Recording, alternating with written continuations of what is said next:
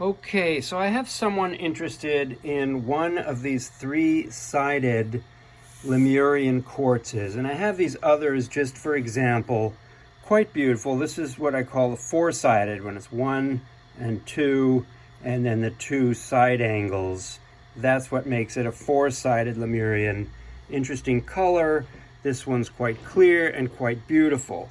But what makes these outstanding is that they are three-sided. They are primarily defined by side 1, side 2, and side 3. And you get to see these incredible visions when you look inside of them. So I'll turn it around. That looks like a funny hourglass. Here's another one. Here's another way of looking at it. And then there's the end. You see a triangle going one way and a triangle going the other way. Quite outstanding. This one is 4.5 inches, and it does have a little damage towards the tip there. Unfortunately, you can't have it all oftentimes. This is a little indentation that's actually not a chip. That's natural part of the termination. So you have this little ding here, and you have another ding there. So dings aside, you also have extraordinary clarity here, which is an indicator of super high quality Lemurian. Mostly non-Lemurians don't get this clear. And it's big. It's a big piece, which is kind of great.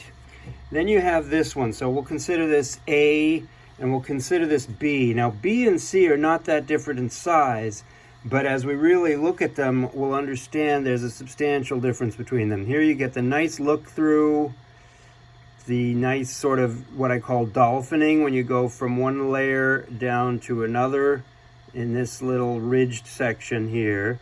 It's beautiful any which way you look at it. It's quite clear and a little bit frosty in its own right, a little bit milkier at the bottom than the big one. But all the points are natural. Let me see if there's not really damage that I can see on this one, which is kind of great about it. Another thing about this one is it may have been buffed. It's very shiny like this, so someone probably buffed it there, and they also polished the point faces so that they're all ultra clear. Not that there was necessarily blemishes, but there may have been texture, and they could have done that just in order to make it kind of perfect. Any crystal like this that has been buffed in a way that doesn't totally eliminate the ridges actually maintains some of the original texturing, but it gets this very soft feeling to it that is very nice and relaxing. That does not happen on a non-buffed piece like this, which is 100% natural, and none of the points have been polished at all. So this is great, but you see how this sits so nice and flat? You turn it the other way, same thing.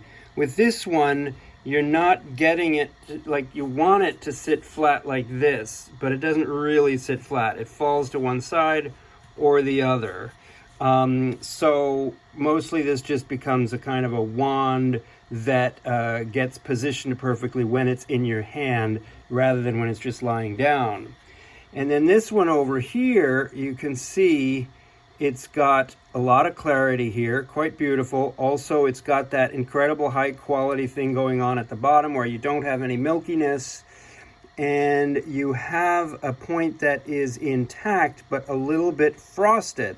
This is probably why they end up buffing some of the other pieces like the other one in order to get rid of any coloration that might be taking away from the total clarity of the piece. So again, we have a beautiful example of a three-sided Lemurian.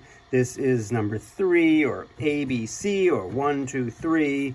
And they all have their merits. Size difference is actually, does look a lot bigger than this one.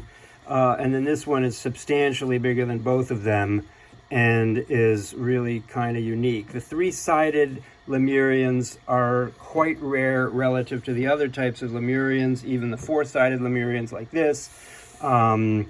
I don't know, I would say 1 in 10, 1 in 20, a very small percentage of these are actually three-sided. So, all of that to give you, I hope not too long-winded, an experience of the selection process when you're comparing three crystals that have the same formation. You're trying to choose what's best for you. Obviously, price is going to be a major consideration. This is going to be meaningfully more than either of these because of its size, because a rare three-sided big piece is going to be harder to find than a rare three-sided small piece. So if you're interested in this type of stuff, please email Kyle, Kyle, at crystalconcentrics.com. Thanks for watching, and stay tuned for more.